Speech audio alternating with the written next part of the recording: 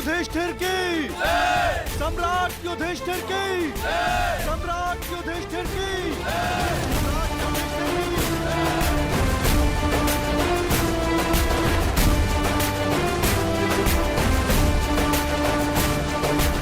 धर्मराज, केवल एक ही वीर था जो परिवर्तन के लिए अंतिम श्वास तक लड़ा। महारथी सूर्य पुत्र कर्ण।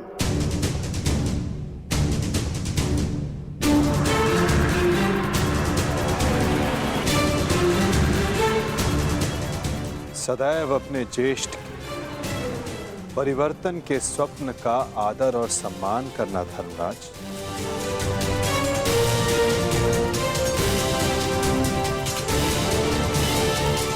सम्राट पद पर स्थापना के पश्चात मैं पहली घोषणा करता हूं, हस्तिनापुर में अब जन्म निर्धारित व्यवस्था का अंत किया जाता है। वर्ण व्यवस्था रहेगी, परंतु वो कर्म के आधार पर आधारित होगी।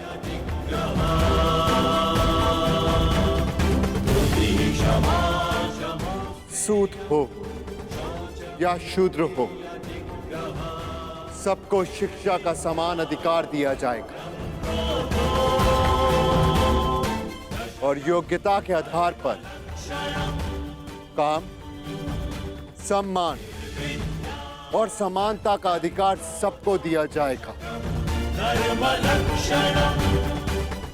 यही धर्म स्थापना की नींव है और यही परिवर्तन का प्रारंभ।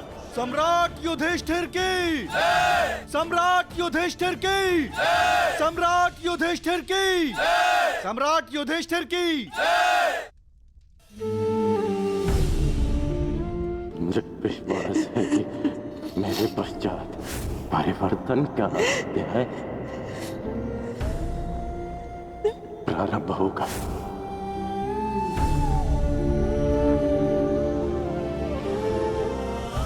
देख रहे हो राधे, तुम्हारे मन चाहे परिवर्तन का प्रारंभ हो चुका है। महाभारत के इस महायुद्ध में 18 अश्वनी सेना और बहुत से महारथियों ने अपने प्राणों का त्याग किया है। मैं उन वीरों के परिवारों को नमन करता हूं।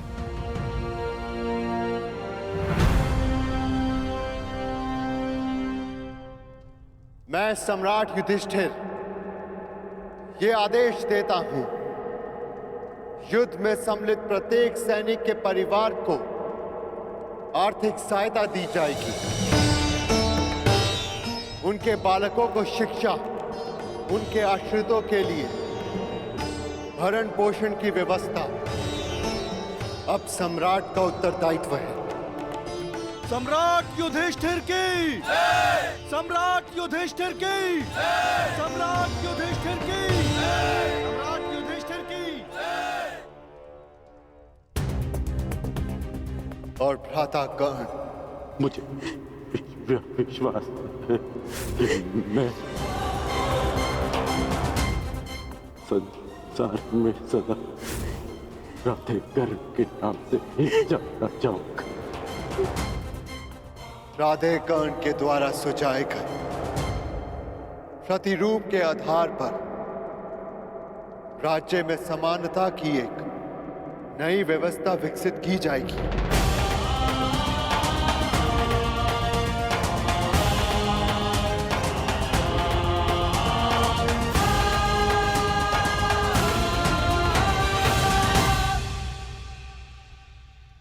युधिष्ठिर और अन्य पांडवों ने अपने ज्येष्ठ कर्ण के दिखाए परिवर्तन के मार्ग पर चलते हुए एक धर्म राज्य का निर्माण किया। अर्जुन का लक्ष्य अब केवल एक महान व्यवस्था की स्थापना थी। 100 कौरवों का नाश कर देने वाले भीम ने भी अब निर्माण की भागदौड़ संभाल ली थी और नकुल सहदेव अपनी माता कुंती, गांधारी और बुजुर्ग हो चले धृतराष्ट्र की सेवा में लगे थे। हर ओर धर्म था, संपन्नता थी, आनंद था, परंतु अतीत से छूटा एक बाण परीक्षा बनकर भारत के भविष्य पर मंडरा रहा था।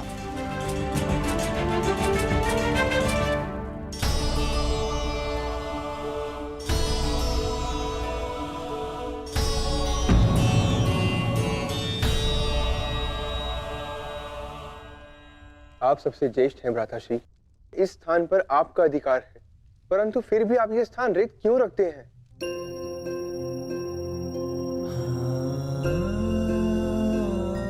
नहीं नकुल, ये स्थान मेरा नहीं है। भ्राता कर्ण हम सबसे ज्येष्ठ हैं और सर्वप्रथम इस स्थान पर सिर्फ उनका अधिकार है।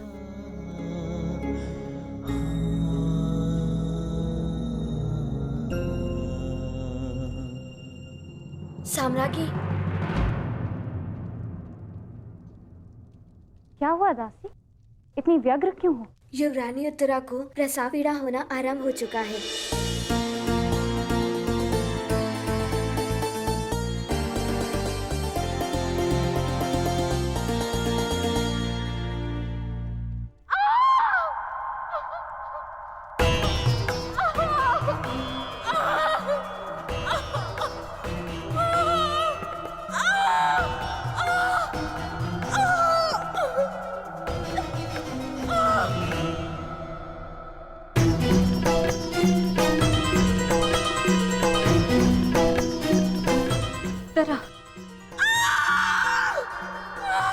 ज्येष्ठ, माता कहाँ है? माते,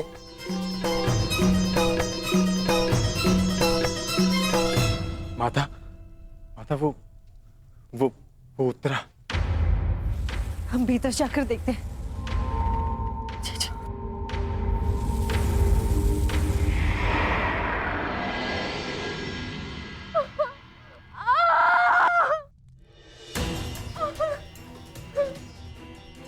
पुत्री, साहस रखो। अब और पीड़ा सहन नहीं होती माता। साहस रखो पुत्री, हम सब हैं तुम्हारे साथ।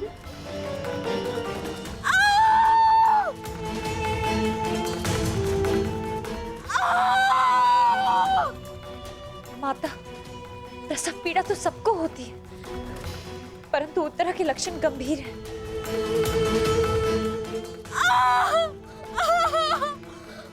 माता, कहीं कोई अनहोनी ना हो जाए।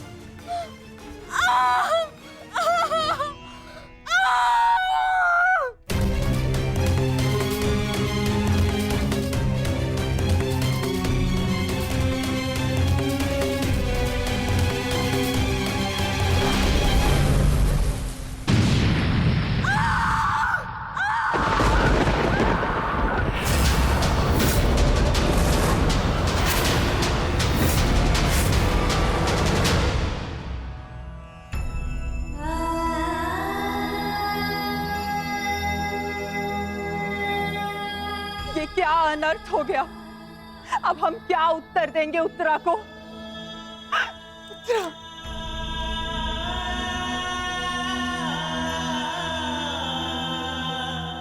ये क्या अनर्थ कर दिया अश्वत्थामा ने? एक ब्राह्मण होने के पश्चात प्रतिशोध की अग्नि में वो इतना अंधा हो गया। एक शिशु पर ब्रह्मास्त्र चलाने से पूर्व से तनिक भी दया नहीं आई।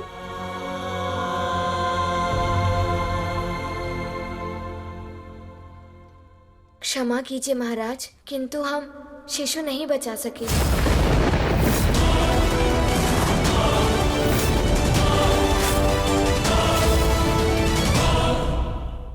ये क्या अनर्थ हो गया? ये सब मेरे कर्मों का फल है। हे नारायण, उस बालक की सहायता करिए।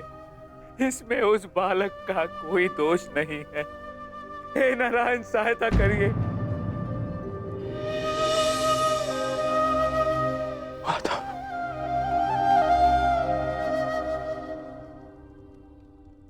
माता, कुछ कीजिए माता, कुछ कीजिए। मैं आपसे विनती करता हूँ, हमारे वंश के अंतिम बीज की रक्षा कीजिए। हमारा वंश समाप्त हो जाएगा।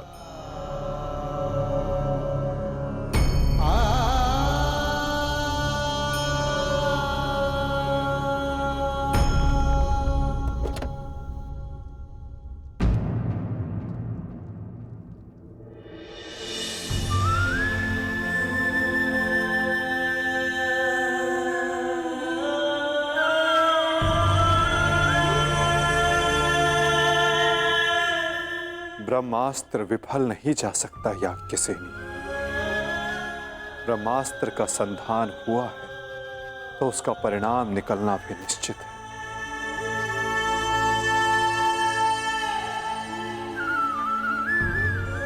क्या यही धर्म स्थापना है माधव? इस अजन्य शिशु का क्या दोष जो इससे भी अधर्म का मूल्य अपने प्राण देकर चुकाना पड़ा?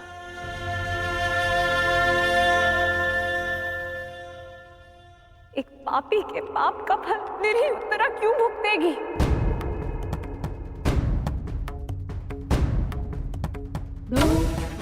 माधव, वो तो इस युद्ध में सम्मिलित भी नहीं थी, परंतु इस युद्ध में उसने अपना सब कुछ खो दिया।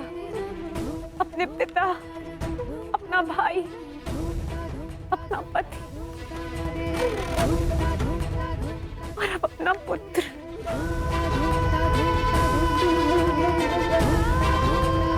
ये कैसी धर्म स्थापना है माधव?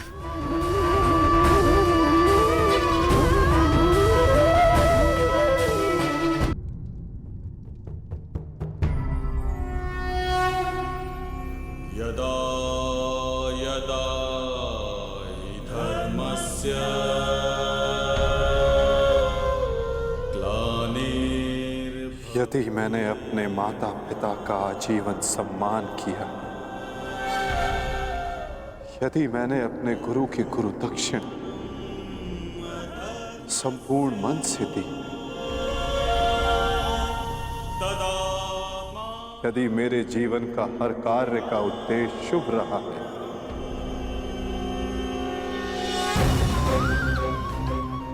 यदि मैंने धर्म स्थापना के लिए संपूर्ण प्रयास किया है,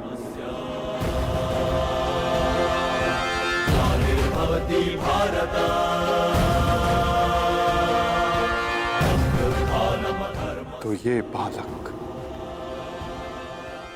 अभी और इसी क्षण श्वास ले।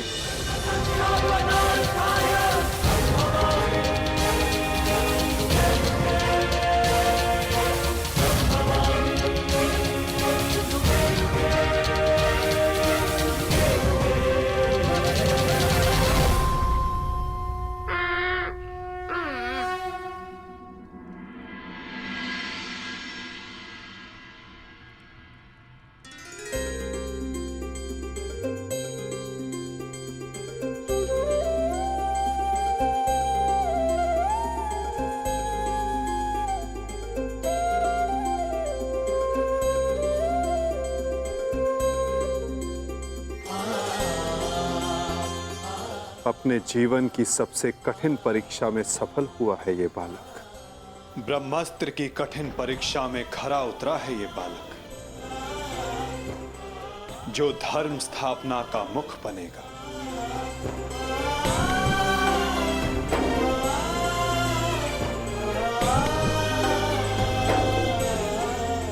परीक्षित।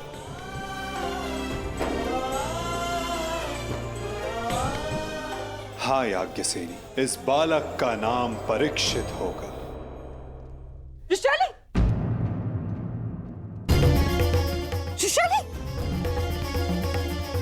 विशाली!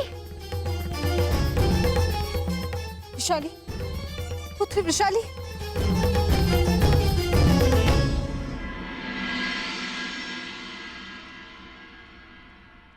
बधाई हो सम्राट। देवी वृषाली माता बनने वाली हैं।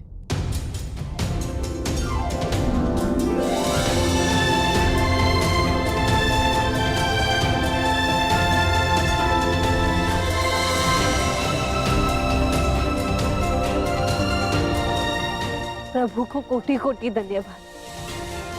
आज एक दिन में 2 शुभ समाचार मिले। अब परिवर्तन के 2 सूर्य चमकेंगे हस्तिनापुर।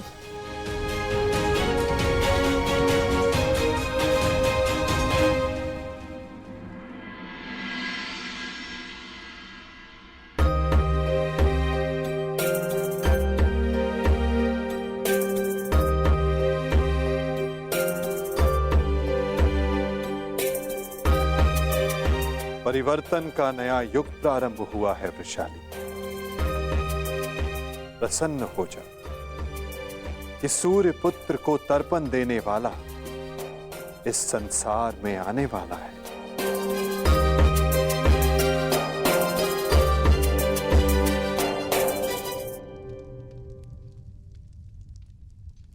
अब आप सब मुझे आज्ञा दीजिए।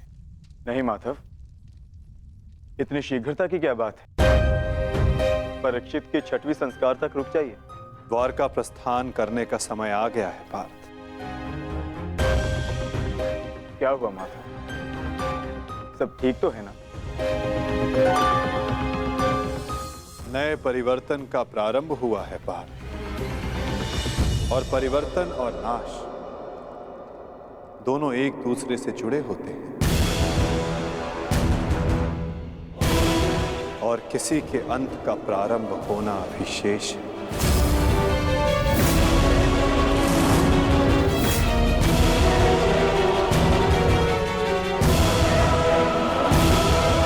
बचाओ बचाओ बचाओ, बचाओ, बचाओ। मैं तेरा अंत कर दूंगा। जानता है मैं कौन हूं? मैं हूं इस द्वारिका का भविष्य। सांब!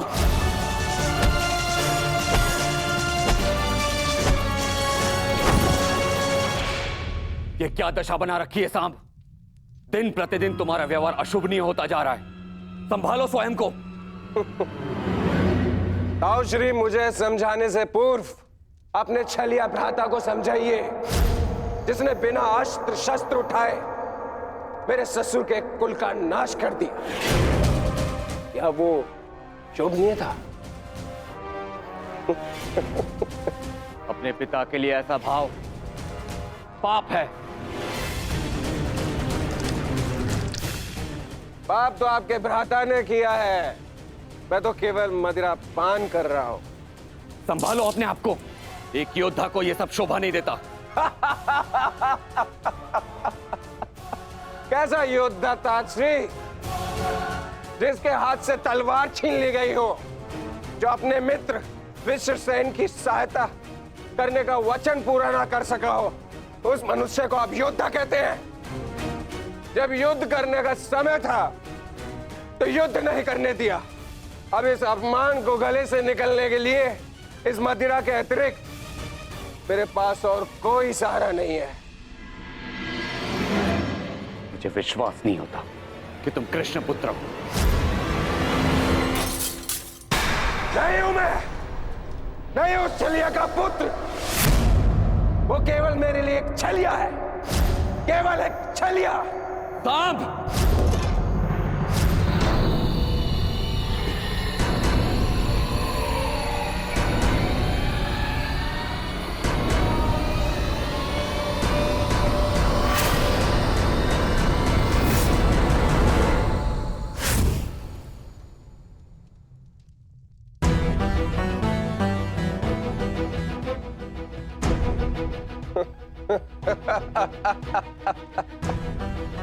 आइए आइए आइए द्वारिकाधीश, आइए। स्वागत है आपका, स्वागत है। लौट आए आप। करा इस आर्यव्रत के सभी महारथियों का अंत। कराए धर्म स्थापना के नाम पर अपना पलड़ा भारी। अब अरे अच्छी, आप देख क्या रहे? स्वागत नहीं करेंगे इनका? इतना महान कार्य पूर्ण करने के पश्चात आज लौटे हैं। आज तो राजभवन में उत्सव होना चाहिए। पांचाल, काशी, मगध, छेदी, सभी महाजनपदों के महान शासकों का अंत करवा डाला, सिर्फ धर्म स्थापना के नाम पर। अब क्या बचा पूरे भारतवर्ष में? पूरे भारतवर्ष में सिर्फ दो महान राज्य। पहला द्वारिका, दूसरा हस्तिनापुर। और हस्तिनापुर का महान शासक धर्मराज युधिष्ठिर पहले से ही अपने चारों भाइयों के साथ इनके तलवे चाटता है।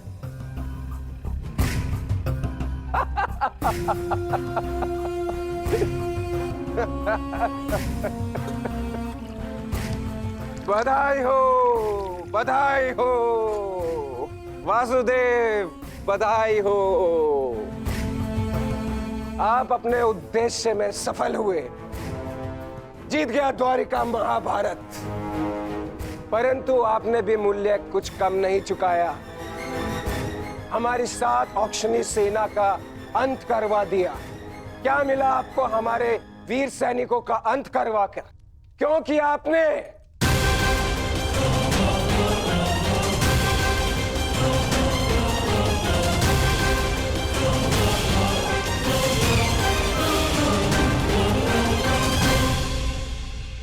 उन सैनिकों ने केवल अपने कर्तव्य का पालन किया था सांब। युद्ध लड़ा, अनेकों को मारा और स्वयं वीर गति को प्राप्त हो गए। उन्होंने तो स्वर्ग की सीढ़ियां पाली सांब।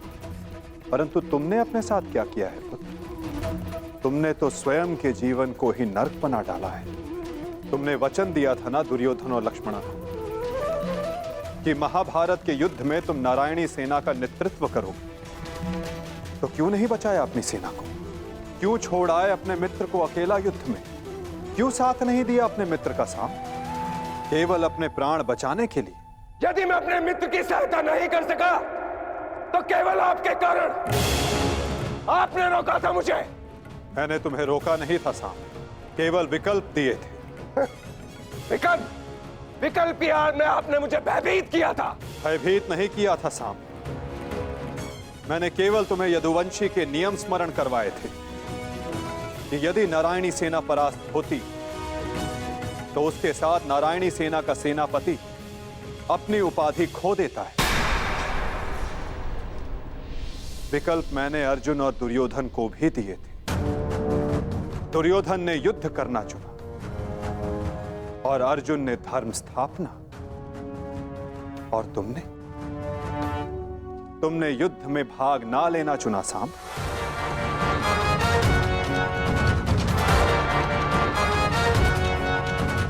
कदाचित यदि तुमने अपने मित्र वीर वृषसेन को उस युद्ध में प्रदर्शन करते देखा होता तब तुम्हें ज्ञात होता कि वीरता की वास्तविक परिभाषा क्या होती है सांब। यदि तुमने अपने प्राण उस युद्ध में गवा दिए होते तो आज मेरा सर गर्व से ऊंचा होता। किंतु नहीं, तुम तो मदिरा के मद में स्वयं के जीवन को धीरे धीरे करके मार रहे हो। लज्जा आती है तुम पर सांब, लज्जा आती है।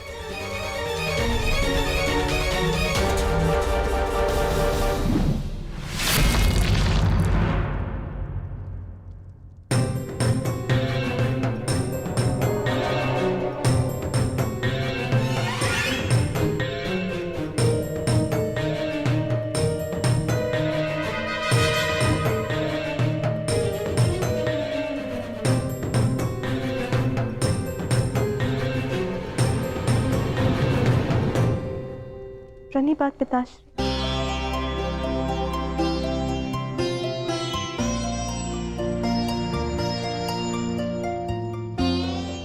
पिताश्री मैं क्षमा। लक्ष्मणा, इतनी लंबी यात्रा से आया हूं पुत्री, भोजन नहीं कराओगी? जी पिताश्री।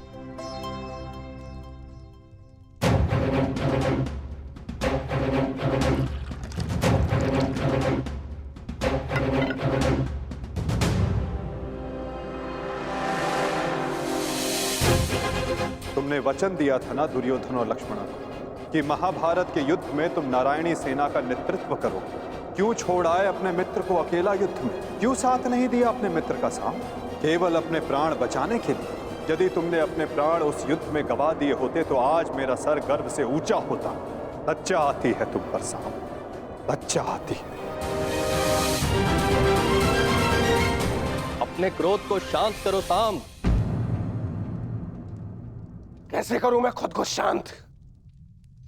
पिता होकर सदैव मेरा मस्तक दूसरों के सामने झुकाता है, और आज भी तो यही किया उन्होंने।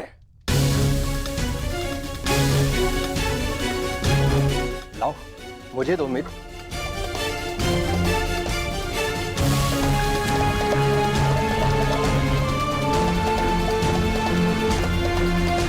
लो पियो।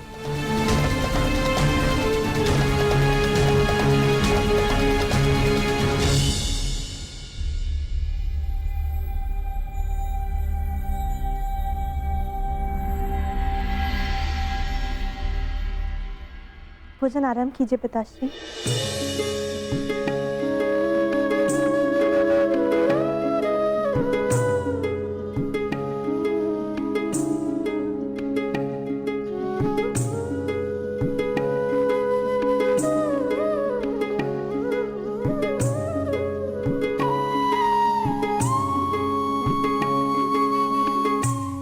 पिताश्री, क्या आप मुझे मेरे पिता के विषय में कुछ बता सकते हैं?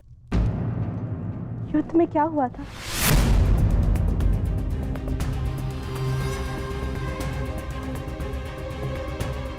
निसंदेह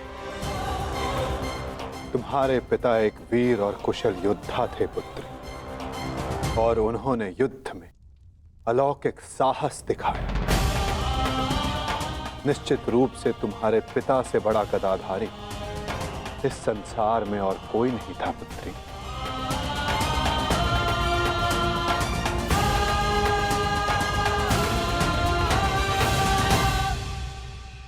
यदि ये सत्य है तो उन्हें ये संसार छोड़ के क्यों जाना पड़ा पिताश्री? हमारे कर्म और हमारे चयन हमारी नियति निर्धारित करते हैं। कुछ भावों में और कुछ वस्तुओं में अधर्म का वास होता है।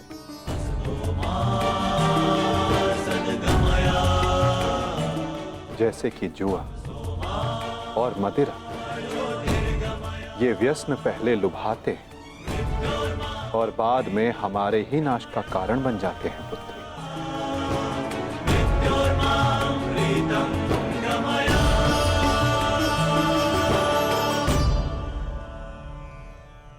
लो मित्र पियो।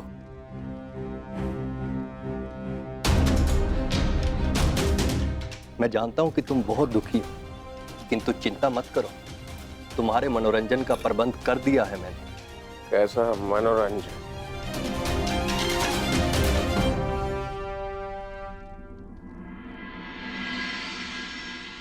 लक्ष्मणा, सदैव स्मरण रखना पुत्री, जब जब मनुष्य पर मद और जुए का प्रभाव बढ़ेगा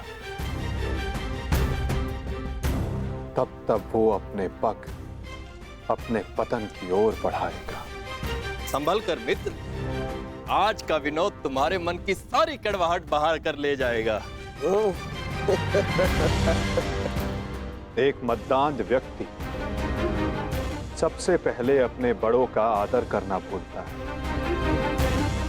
उनका अपमान करता है, उनका उपहास बनाता है और उसके पश्चात वहीं से उसका अंत प्रारंभ हो।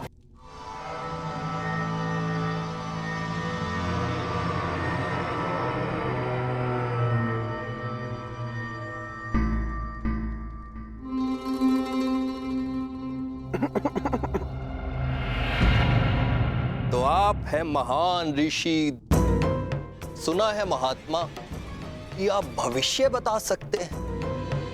बड़ी प्रशंसा सुनी है आपकी। क्या जानना चाहते हो? यदि ये सत्य है तो बताइए कि इस रमणी को आगे चलकर क्या होगा, पुत्र या पुत्री?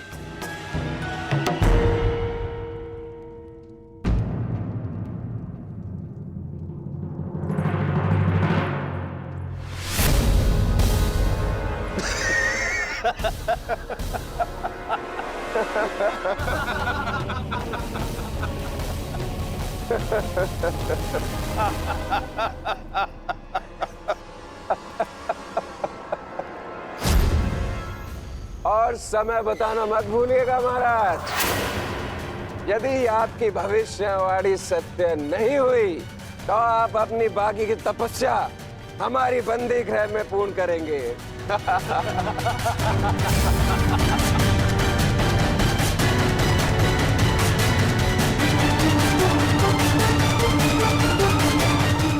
कौन क्यों है महाराज?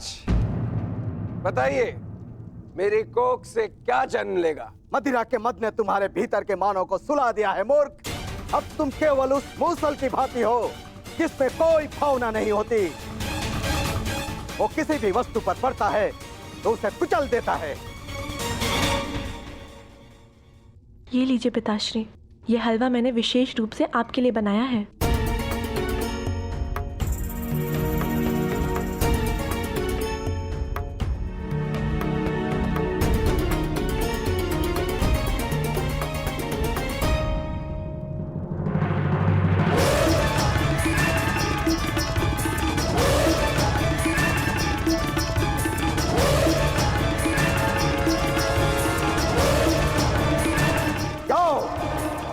ठीक 1 सप्ताह के पश्चात तुम्हारे पेट से मूसल ही उत्पन्न होगा जो तुम्हारे वंश के विनाश का कारण बनेगा। जिस मदिरा के मद में तुमने मेरा अपमान करना चाहा, वो मदिरा तुम्हारे नाश का कारण बनेगी।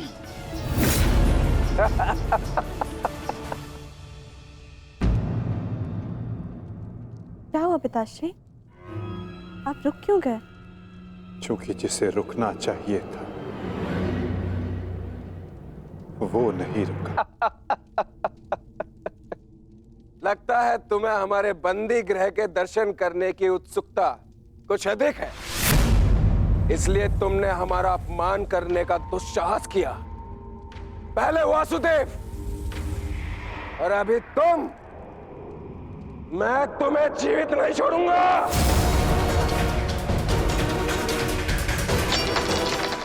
अरे ये क्या कर रहे हो मित्र? शांत हो जाओ और इनसे क्षमा मांगो ताकि अपना श्राप वापस ले ले। ये क्या कह रहे हो तुम? इस पाखंडी से क्षमा मांगू? ये एक पाखंडी है। भला कभी किसी पुरुष के कोख से कुछ जन्मते हुए देखा है? ऐसे ढोंगी साधु से डरने की कोई आवश्यकता नहीं।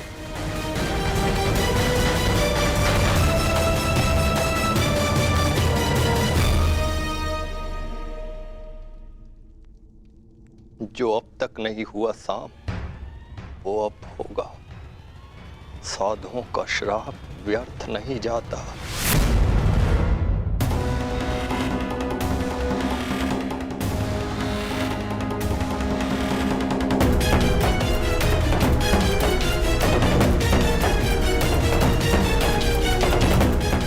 मुझे क्षमा करना पुत्री। कदाचित मैं तुम्हें कह सकता सदा सौभाग्यवती भव।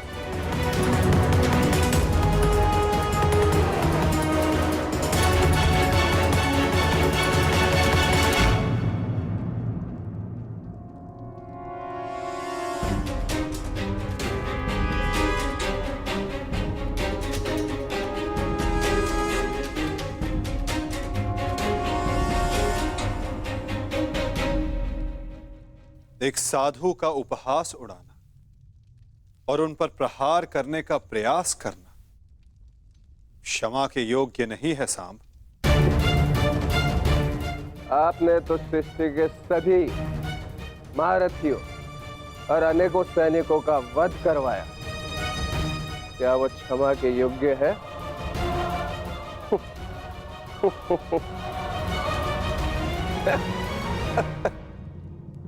प्रतिवर्मा, तुम्हारी उपस्थिति में ये सब हुआ और तुमने सांब को रोकने का प्रयास नहीं किया।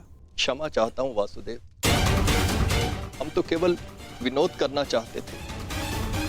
मुझे अनुमान भी नहीं था कि बात इतनी आगे तक बढ़ जाएगी।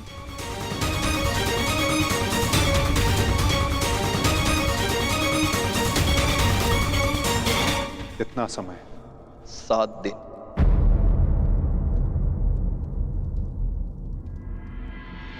7 दिन बाद।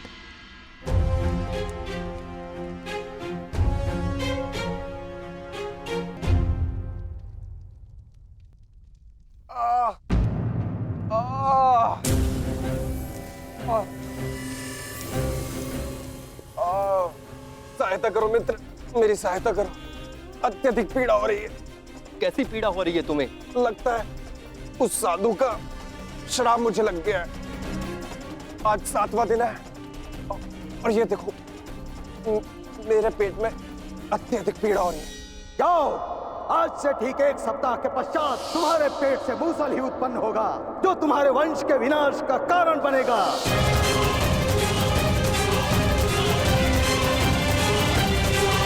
लगता है उस साधु का श्राप मुझे लग गया है। आज 7वां दिन है और ये देखो मेरे पेट में अत्यधिक पीड़ा हो रही है। जाओ, आज से ठीक 1 सप्ताह के पश्चात तुम्हारे पेट से मूसल ही उत्पन्न होगा, जो तुम्हारे वंश के विनाश का कारण बनेगा। इस पीड़ा से मुझे मुक्त करो मित्र, मुक्त करो।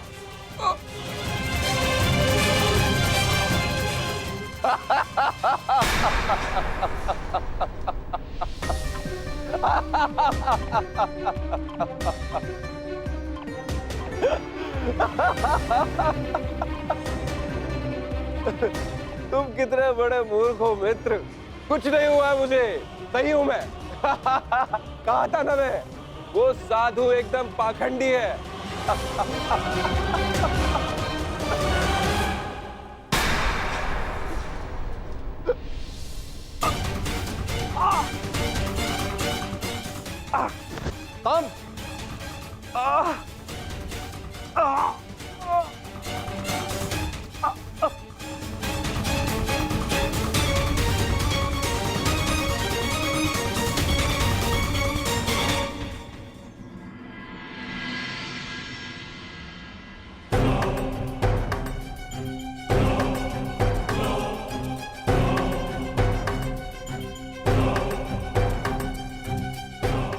बड़ी विचित्र घटना घटी है वासुदेव।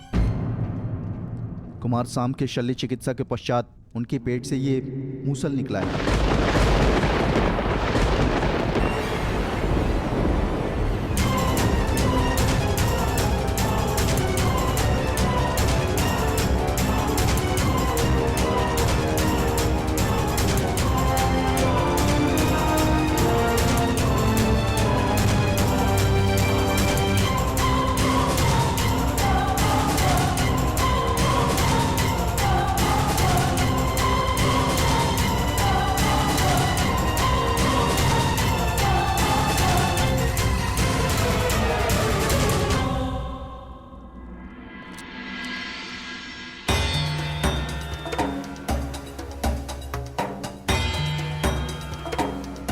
कुमार अब स्वस्थ हैं बलभद्र।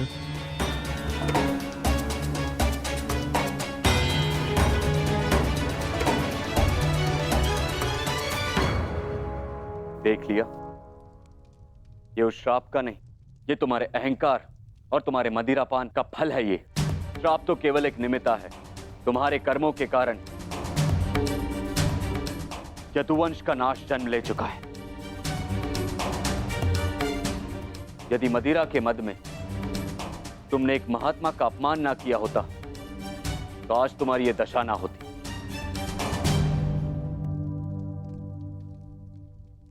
अब कुछ नहीं हो सकता था। मनुष्य को अपने कर्मों का फल मिलता ही है, परंतु एक के कर्मों का फल पूरा वंश भुगते, ये नीति नहीं है। यदि अनाज के पौधों के बीज में घुन लग जाए तो वो सारी फसल नष्ट कर देते हैं दाऊ। नहीं कान्हा, मैं सांब की मूर्खता का फल समस्त द्वारका को नहीं भुगतने दूंगा।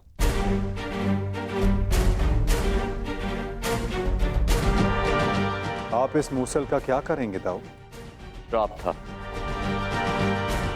कि मदिरा पान के कारण द्वारका का नाश होगा।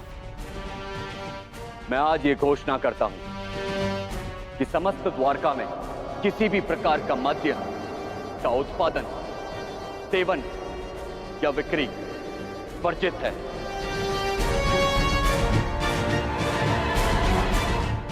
और रही बात इस मूसल की, तो इसका उपाय है मेरे पास।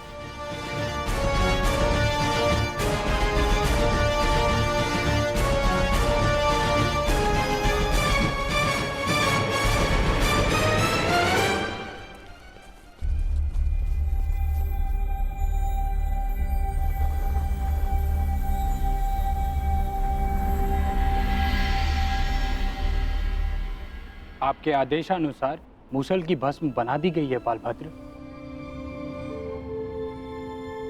इसे द्वारका के समुद्र तट पे बहा दो।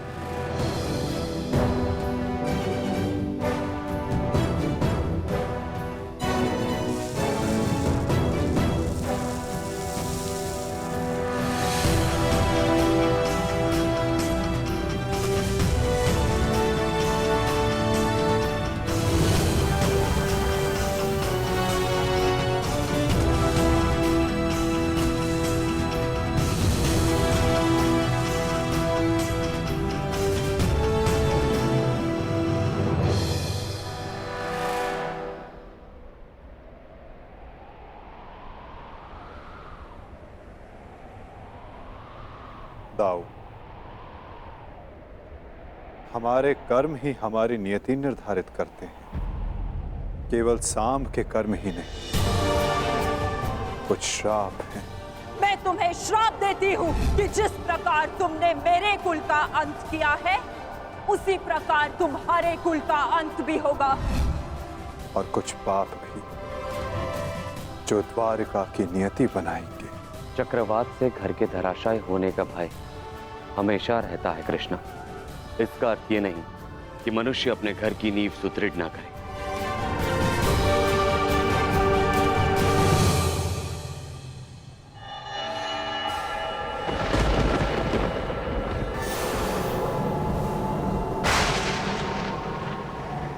जब नींव गल जाती है दाऊ, तो भवन का धराशायी हो जाना निश्चित होता है। द्वारका का अंत समीप है।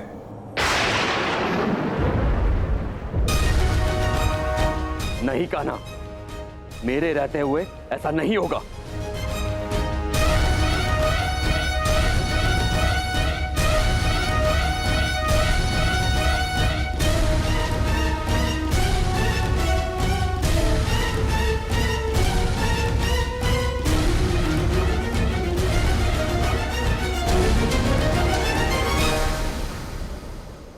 समय किसी की नहीं सुनता और ना ही श्राप आपकी सुनेगा दाऊ। यदा यदा नियति ने जो चुना है हमारे लिए, हमें वो भुगतना ही होगा।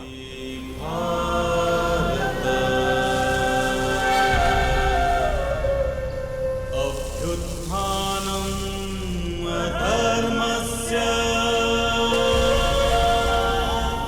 तदात्मानं सृजाम्यहम्।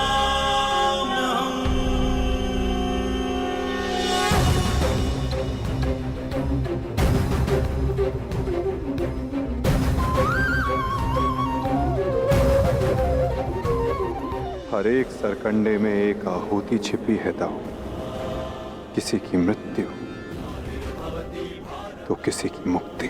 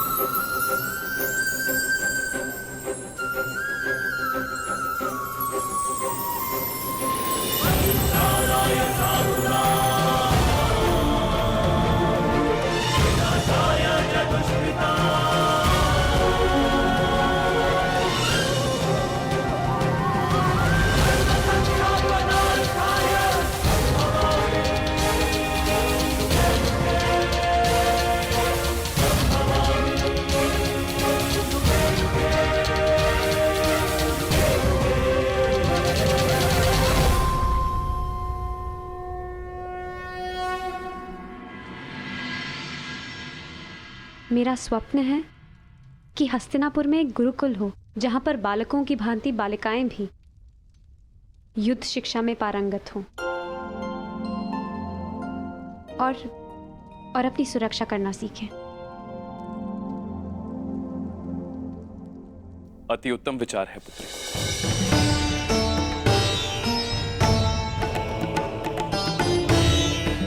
प्रणिपात, प्रणिपात, प्रणिपात।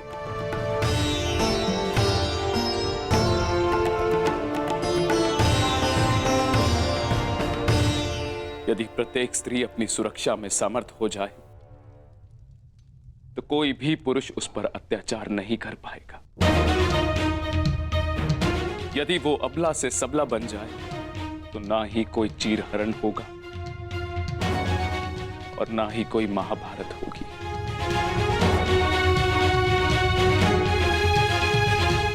ज्येष्ठ पिताश्री, आपने स्मरण किया? हाँ पुत्र, एक महत्वपूर्ण निर्णय लिया है जो मैं तुम्हें बताना चाहता था।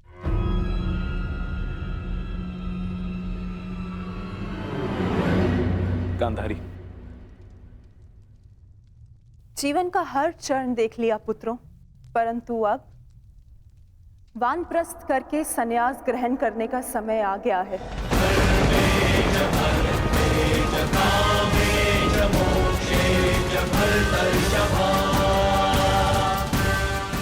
हाँ पुत्र, हिस्ट्री जीजी और मुझे विदा लेने की आज्ञा दे।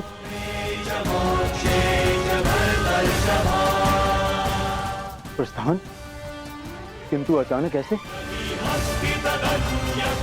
क्या हुआ माता?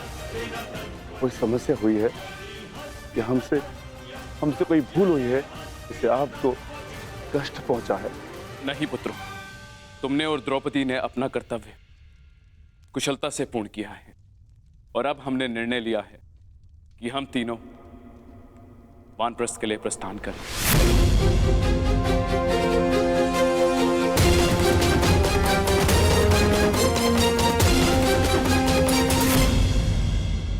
कि हम तीनों वानप्रस्थ के लिए प्रस्थान करें।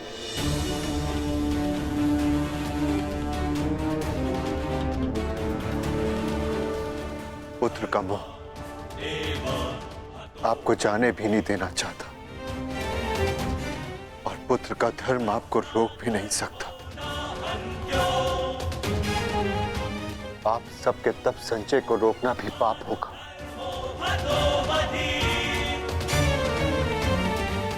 आदेश दीजिए ज्येष्ठ पिताश्री। व्यवस्था हो जाएगी। पुत्र, मुझे तुम पर गर्व है।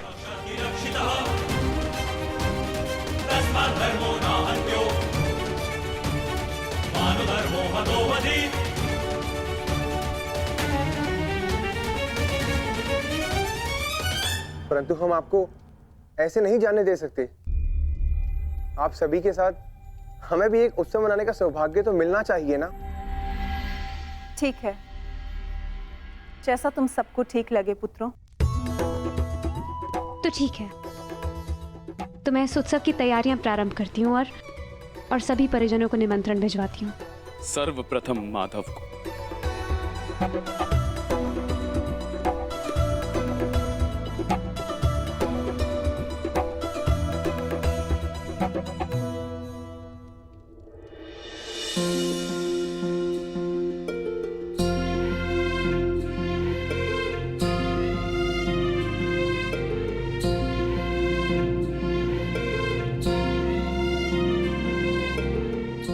सखी ने निमंत्रण दिया है, स्वीकार करना ही पड़ेगा।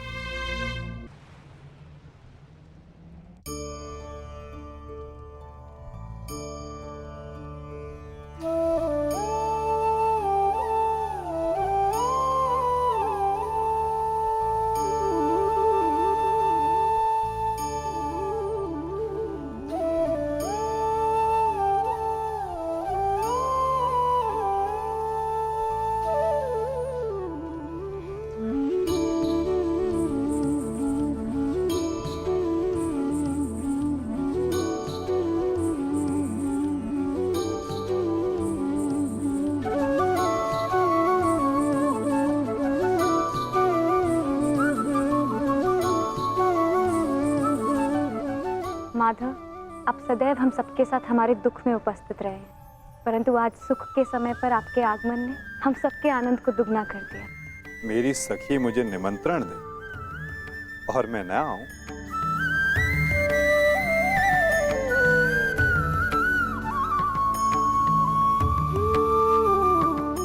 तुम सबका परिश्रम स्पष्ट दिखाई दे रहा है। जब प्रेरणा देने वाला शुभ हो तो परिश्रम का फल भी शुभ ही होता है माधव। आइए माधव, अपना स्थान ग्रहण करें।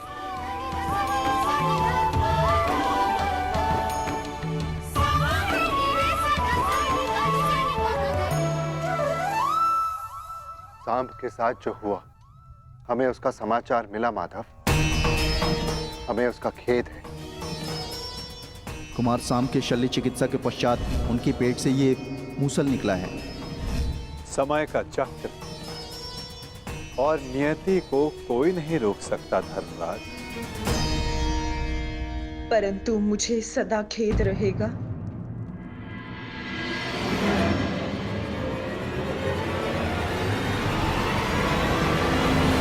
ये नियति मेरे ही श्राप के कारण आई है वासुदेव।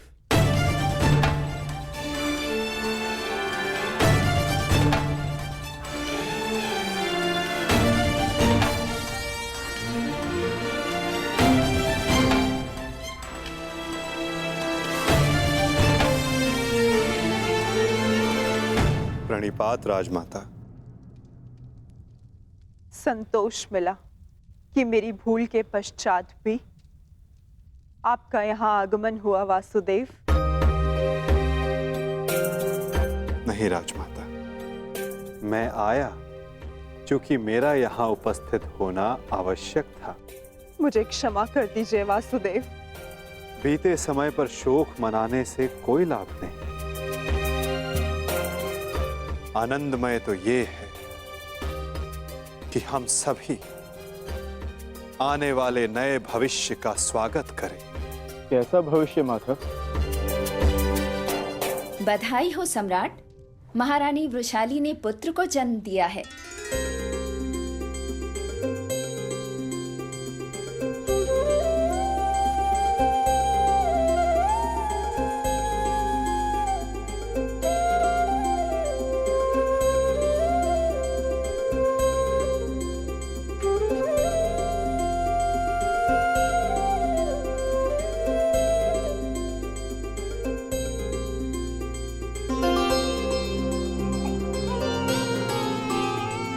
इसकी आंखों में इसके पिता की भांति तेज कल्याण हो। बुआ श्री, इस बालक का नामकरण कीजिए।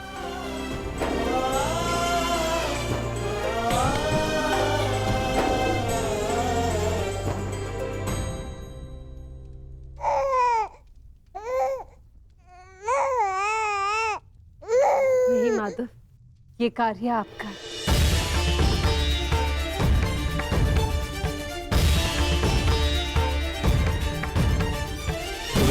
क्षमा शमोस्तेयम् शौचमिन्द्रिय निग्रहा। क्षमा शमोस्तेयम् शौचमिन्द्रिय निग्रहा।